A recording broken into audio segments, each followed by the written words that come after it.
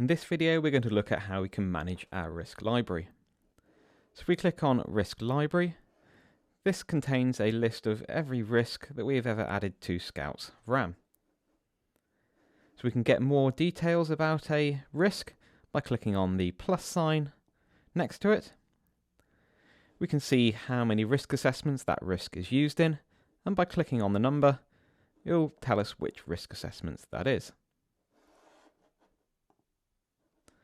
So if we want to update a risk, we can do so from the library.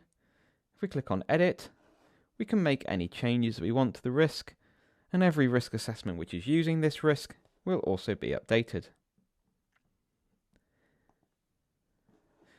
If we want to make a new copy of a risk that we can change without affecting any risk assessments which are currently using that risk, we can click on Copy, which allows us to make a copy of the risk, make any changes we want, and then we can save it as a new copy.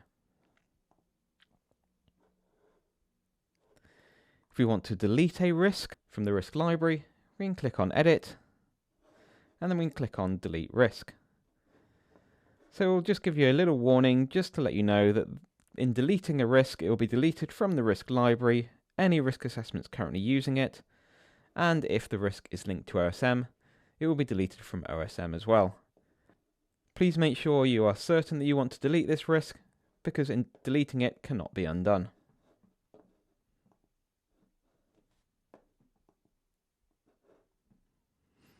We can add a new risk to the risk library for later inclusion in risk assessments by clicking on Add New Risk, and then we can create a new risk from here.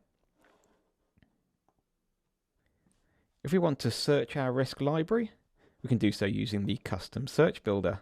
So we can add a new condition, we can select which category we want to search under.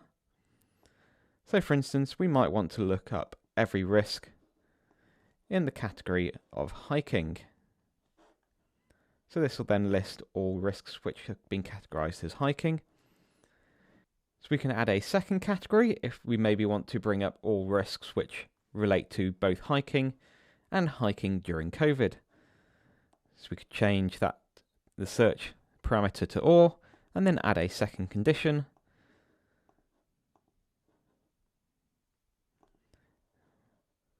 For COVID hiking specific, and the list will now show every risk which is related to both hiking or hiking during COVID times. And we can clear the search to return to our full list of risks. You can also use the search bar at the side to search for more specific items. And that is how you can manage your risk library.